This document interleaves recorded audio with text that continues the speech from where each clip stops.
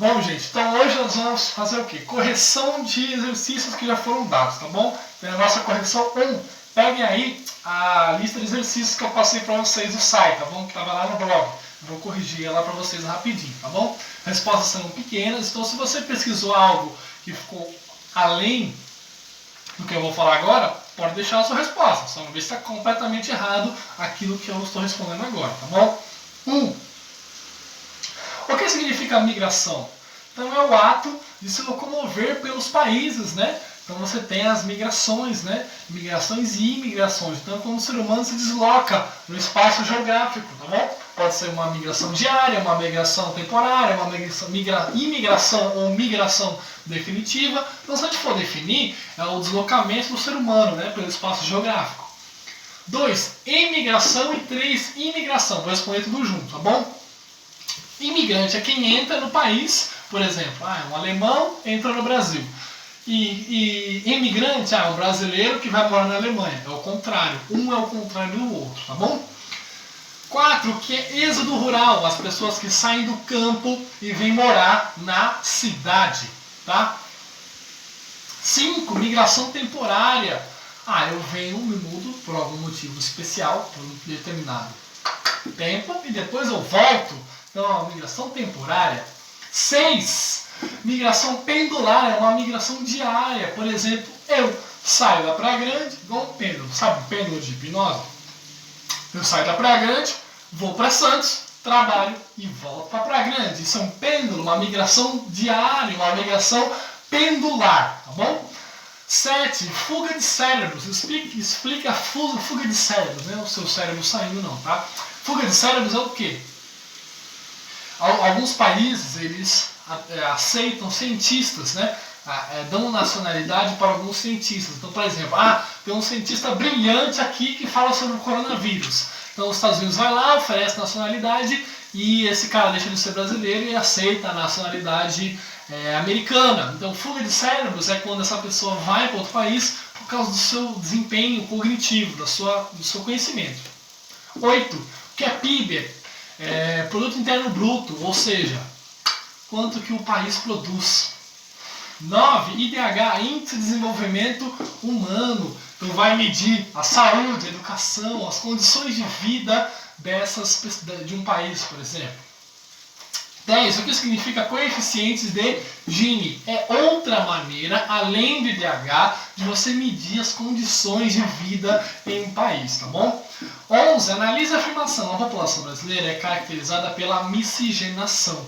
Claro, português, branco, índio, pardo, europeu, japonês, com a Segunda Guerra Mundial. Né? Então o que acontece? O Brasil é o país mais miscigenado do planeta. Tem várias raças, várias etnias na formação econômica, política e social do Brasil. 12. População absoluta. É o total de pessoas em um país. Então, o Brasil tem 215 milhões de pessoas. É a população absoluta. População relativa. É a população absoluta dividida pelo tamanho do seu país. Então, eu vou pegar os 215 milhões de pessoas e vou dividir pelos 7 milhões de tananã quilômetros quadrados. Para dar um número, vai dar um coeficiente. E isso é a população relativa. 14, que é um país povoado, e 15, populoso. Povoado é que a população é bem distribuída pelo território. E populoso é que tem muita gente morando. Então, por exemplo, o Brasil é um país populoso, tem 215 milhões de pessoas, mas não é um país povoado. Por quê? Aqui. O litoral tem mais gente, mas lá no interior do Brasil não mora tanta gente, né? Tem a floresta amazônica imensa que ocupa espaço. Então o que acontece? O interior do Brasil, a densidade demográfica é menor. O Brasil é populoso, mas não é povoado. Tá? 16. Crescimento vegetativo. É quando há um crescimento na população, ou seja, tem mais nascimentos ou imigrantes do que as mortes. Então, o crescimento vegetativo é quando a população, obviamente, cresce, tá? 17. Analisa a pirâmide etária e as suas especificidades. Base, corpo e cume. A pirâmide etária serve de base para analisar as características de uma população.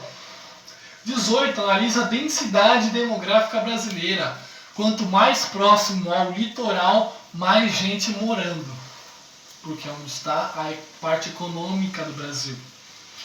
19. Diferencia o setor formal e informal. O setor formal tem carteira assinada. O setor informal pode ser um Uber, pode ser outros setores da economia que não tem uma relação de trabalho específica. Camelô, Uber, né?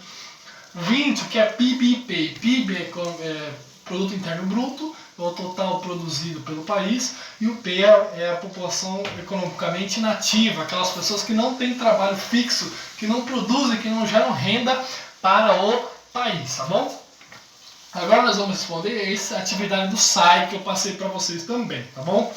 Como as respostas são parecidas, ou são exercícios só que de múltipla escolha igual na lista, eu não vou ficar explicando muito, só se for um exercício novo, tá?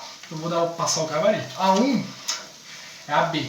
A2, por que foi assinado o Tratado de Madrid entre Portugal e Espanha? Porque o Brasil começou a crescer, a fronteira do Brasil começou a crescer. Isso fez com que outro tratado fosse assinado, além do Tratado de Tordesilhas. 3, a resposta é a D, tá bom?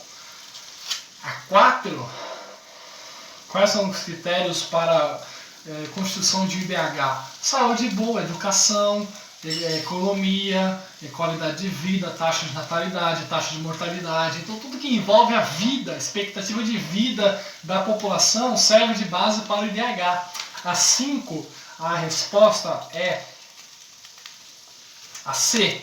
A 6, o país é populoso, mas não é povoado. Eu já expliquei isso. O país não é povoado porque tem regiões do Brasil que não tem tanta gente morando, como por exemplo o norte do Brasil.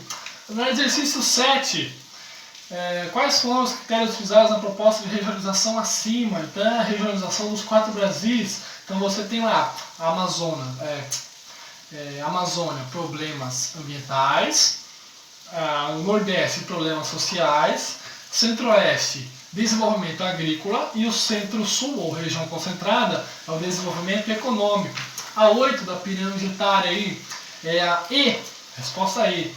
A 9, qual tipo de migração aparece nessa imagem aí do metrô?